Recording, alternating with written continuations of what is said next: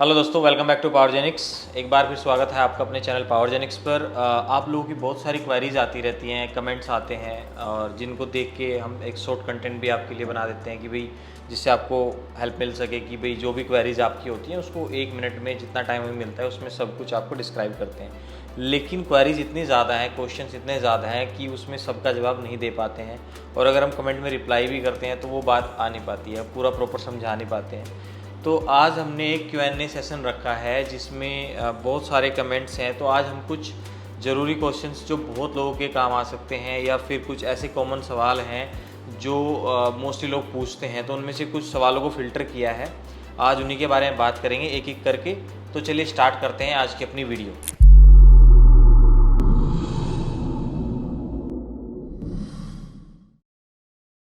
दंगवाल जी कह रहे हैं थकान लगती है, एक्सरसाइज करके प्रोटीन कैसे पूरा करूं। अब इसमें दो बात पूछ रहे हैं। ये कहते हैं कि थकान भी लग रही है इनको और इनको प्रोटीन भी पूरा करना है। पहले तो रही थकान की बात। एक बात सही है कि अगर प्रोटीन आपकी बॉडी में पूरा नहीं हो रहा और डेली आप वर्कआउट कर रहे हो तो आपको थकान हो सकती है।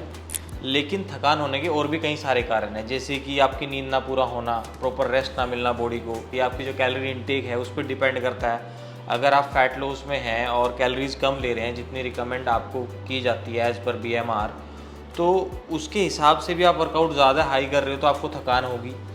या आप प्रॉपर विटामिन वगैरह यूज़ नहीं कर रहे हैं, उसकी वजह से भी थकान हो सकती है। कई सारे रीज़न होते हैं जिसकी वजह से थकान हमारे को होती है या मसल्स में सोरनेस वगैरह होती है। अब रही बात प्रोटीन की, प्रोटीन को कैसे पूरा करना है ये हमने कई वीडियो बनाई है, वो आप जाके देख सकते हैं। प्रोटीन को आप डाइट से या फिर सप्लीमेंट की हेल्प से पूरा कर सकते हैं। अब डाइट में अब डिपेंड करता है कि आप वेजिटेरियन हैं, नॉन वेजिटेरियन हैं, हर तरह के ऑप्शन अवेलेबल हैं आप। और इसके साथ साथ सप्लीमेंट में आप कोई भी अच्छे ब्रांड का सप्लीमेंट खरीद लो। अगर आपका डाइट से पूरा नहीं हो पा रहा है या आपको कुछ दिक्कत आ रही है नेचुरल डाइट में प्रोटीन को पूरा करने से, तो आप एज ए सप्लीमेंट प्रोटीन को यूज़ कर सकते हैं। उसमें एक स्कूप में लगभग 25 से 30 ग्राम प्रोटीन मिलता है, तो वहाँ से भी अगर आप पर डे लोगे तो आपकी जो रिकमेंडेशन है प्रोटीन की वो पूरी हो जाएगी।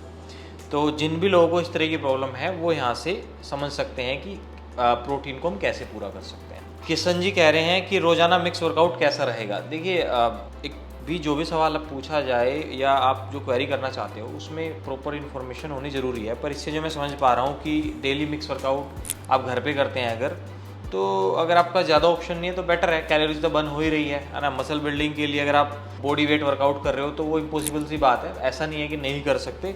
बट बहुत अच्छे रिजल्ट लंबे समय तक करते रहोगे तो नहीं आएंगे। एक टाइम के बाद बॉडी को उसकी आदत पड़ जाती है, तो आपको कहीं ना कहीं चेंज करना पड़ता है। हाँ, एक चीज़ कर सकते हैं आप, अगर आप मिक्स वर्कआउट करते हैं तो मिक्स वर्कआउट में एक्सरसाइज का पैटर्न बदल दो आप। मतलब जैसे कोई भी वर्कआउट है, पुशअप्स लगा लिए, स्क्वाट लगा लिए या आपने चिनअप लगा लिए, इस तरह से मतलब आप साइकिल लगा रहे हो तो उसको रिवर्स कर दो आप। मिक्स तो आप तब भी कर रहे हो लेकिन आपका जो वर्कआउट का पैटर्न है वो चेंज हो जाएगा, तो उससे अच्छे रिजल्ट्स आएंगे। नेक्स्ट क्वेश्चन है सर प्री वर्कआउट में स्टिंग पी सकते हैं क्या। देखिए, स्टिंग एक तरह की कॉमर्शियल ड्रिंक है जिसके अंदर आपको कैफीन मिल जाता है 70 से 80 मिलीग्राम और 5 से 6 ग्राम शुगर मिल रहा है जो बहुत ज़्यादा है। और उसके अलावा प्रिजर्वेटिव्स हैं, काफ़ी और सारे आर्टिफिशियल फ्लेवर्स हैं, तो मैं इसको रिकमेंड नहीं करता हूँ। इससे बेहतर ऑप्शन आपके पास हैं। आप चाहो तो ब्लैक कॉफ़ी पी सकते हो, कैफीन उसके अंदर भी होता है, शुगर आपको नहीं मिलता है, तो वो एक एज ए प्री वर्कआउट एक अच्छी ड्रिंक है। सस्ती भी है, ये कॉस्टली पड़ेगी आपको, वो 1 रुपये का पाउच आएगा, वो आप उसको इस्तेमाल कर सकते हैं। इसके अलावा आप दही ले सकते हैं, एप्पल ले सकते हैं अगर नेचुरली आपको कुछ लेना है, तो इसके बदले में वो सारे ऑप्शन ले लो आप। ये इतना अच्छा ऑप्शन नहीं है मेरे हिसाब से, मैं इसको रिकमेंड नहीं करता हूँ। और अगर आपको एज ए प्री वर्कआउट कुछ यूज़ ही करना है तो आप किसी भी अच्छे ब्रांड का प्री वर्कआउट ले सकते हो, क्योंकि उससे आपको काफ़ी चीज़ें और एक्स्ट्रा मिल जाएंगी और उसके रिजल्ट्स भी काफ़ी अच्छे होते हैं और स्ट्रेंथ भी आप फील करोगे और अच्छा वर्कआउट भी कर पाओगे। नेक्स्ट क्वेश्चन है सोम जाट, ये कह रहे हैं कि tips to increase stamina strength. बहुत अच्छा सवाल इन्होंने पूछा है। देखिए, स्टैमिना और स्ट्रेंथ को डेवलप करने के लिए आपकी कार्डियक हेल्थ अच्छी होनी चाहिए स्टैमिना के लिए, और स्ट्रेंथ के लिए आपकी मसल की जो स्ट्रेंथ है वो काफ़ी सही होनी चाहिए। मतलब कि आपकी जो वेट लिफ्टिंग कैपेसिटी है वो अच्छी होनी चाहिए, तो स्ट्रेंथ तभी डेवलप होती है। अब आपको करना क्या है, एक तो आप वीक में 2 से 3 दिन कार्डियो करो जिससे आपका स्टैमिना बिल्ड हो। कई बार आप स्प्रिंट्स लगाओ, कई बार आप लॉन्ग रनिंग करो। इसके अलावा स्ट्रेंथ में आप वेट ट्रेनिंग करनी चाहिए। आप वेट ट्रेनिंग करोगे, आप धीरे धीरे वेट को इंक्रीज़ करते रहोगे तो आपके जो मसल्स हैं उनमें स्ट्रेंथ डेवलप होती रहेगी तो ओवरऑल स्ट्रेंथ आपकी इंप्रूव करेगी। ये तो वर्कआउट वाली बात है। इसके साथ आपको डाइट पे ध्यान देना है। अब डाइट में आपको सारी चीज़ें बैलेंस रखनी है, हेल्दी फैट, कार्ब्स, और इसके साथ साथ आपका जो प्रोटीन है वो पूरा होना चाहिए पर डे का, जितनी आपकी रिकमेंडेशंस हैं। इसके साथ साथ मल्टीविटामिन आप ऐड कर सकते हो, फिश ऑयल ऐड कर सकते हो, इनसे भी काफ़ी ज़्यादा हेल्प मिलती है। एक चीज़ और है इसमें, कुछ नेचुरल हर्ब्स हैं, मैंने इसके बारे में वीडियो भी बनाई है, जैसे कि शिलाजीत हो गया, वो काफ़ी हेल्प करता है आपकी स्ट्रेंथ और स्टैमिना को बढ़ाने के लिए, और आप उसको भी यूज़ कर सकते हैं। हमारा नेक्स्ट क्वेश्चन है जो अमृत जी ने पूछा है, ये कह रहे हैं कि सर मुझे अपना हीमोग्लोबिन बढ़ाना है, कैसे बढ़ाऊँ?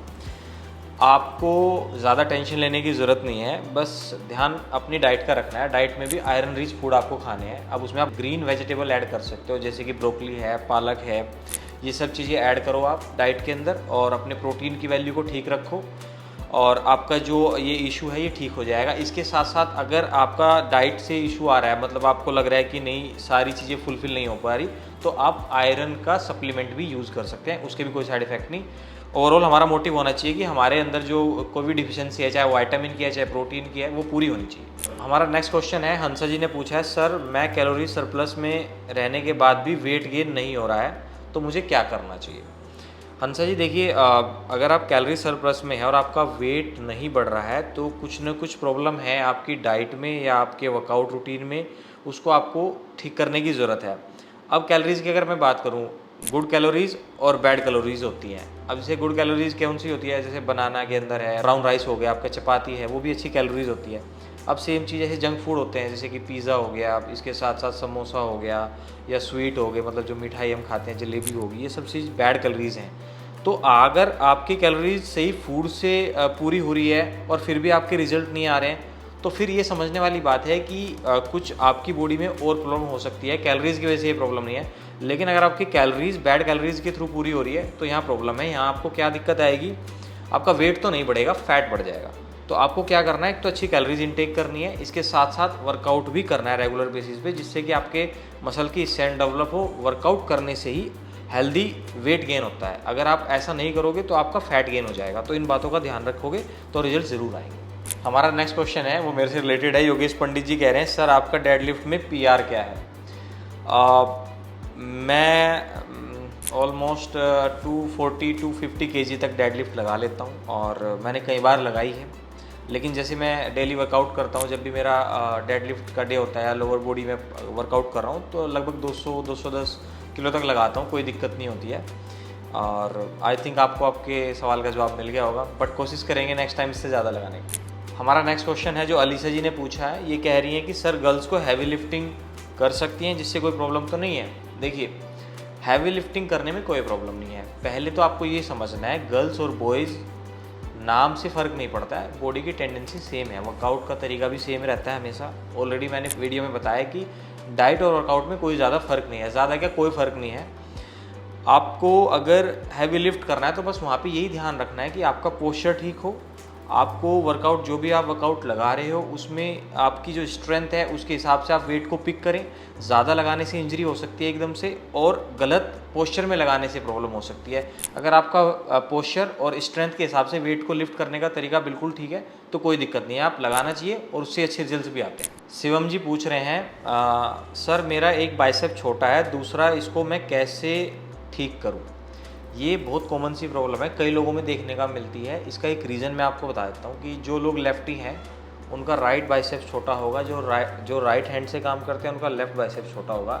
ये इसलिए होता है क्योंकि जो भी मसल पे हम ज़्यादा काम करते हैं उस मसल की स्ट्रेंथ ज़्यादा होती है, उसका मसल साइज़ भी ज़्यादा होता है। तो अब यहाँ पे इसको करेक्ट कैसे कर सकते हैं? आपका जो भी बाइसेप्स छोटा है उसमें आप वर्कआउट ज़्यादा परफॉर्म करोगे। मान लो कि आप, मेरा लेफ़्ट हैंड का बाइसेप्स छोटा है और राइट हैंड का बड़ा है, तो मैं यहाँ से 12 निकाल रहा हूँ रैप, यहाँ से 15 निकालूंगा और वेट भी थोड़ा ज़्यादा रखूँगा। तो इससे क्या होगा, मसल कॉन्ट्रैक्शन ज़्यादा होगी, ज़्यादा लिफ्ट करेंगे तो रिजल्ट्स आने स्टार्ट हो जाएंगे।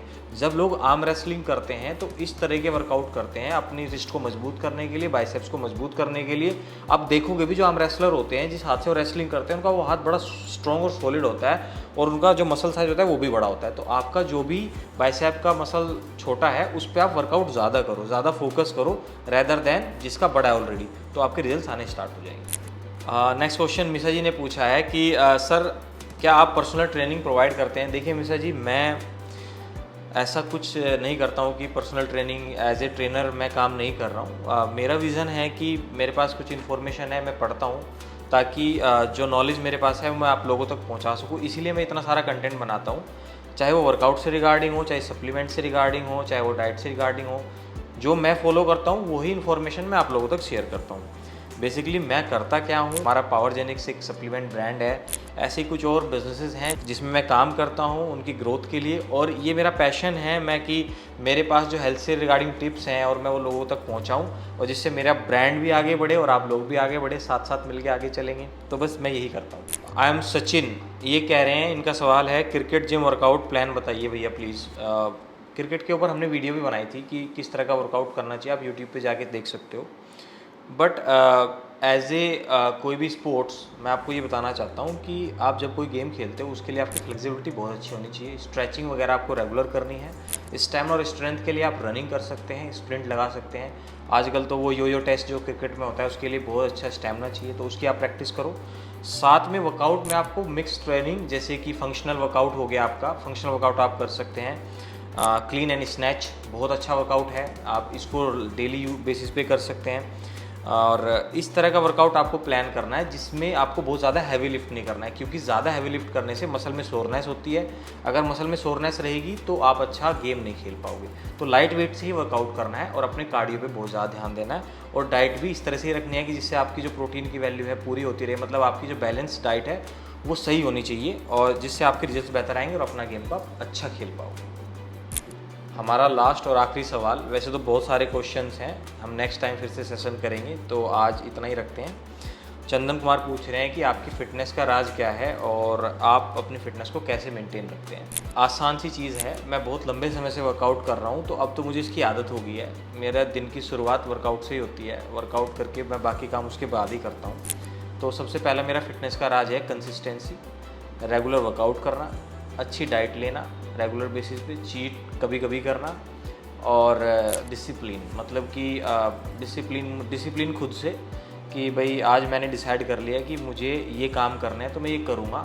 इसके चलते हुए ना मैं अपनी डाइट को मिस करूँगा, ना ही अपने वर्कआउट को मिस करूँगा। और एक और मेरी फिटनेस का राज है, मैं रेस्ट ज़रूर देता हूँ अपनी बॉडी को। स्ट्रेस चाहे जितना भी हो, स्ट्रेस रिलीव करने के लिए मुझे मूवी देखनी है, मस्ती करनी है दोस्तों के साथ, या अपने ऑफिस में कलीग के साथ गप्पे मारने हैं, तो कुछ भी ऐसा काम करना है जिससे मुझे थोड़ा डोपामिन मिल जाए, जिससे स्ट्रेस कम रहे और हमारे मसल अच्छे डेवलप्ड हो, क्योंकि स्ट्रेस कम रहेगा तो मसल की डेवलपमेंट बहुत अच्छी होती है।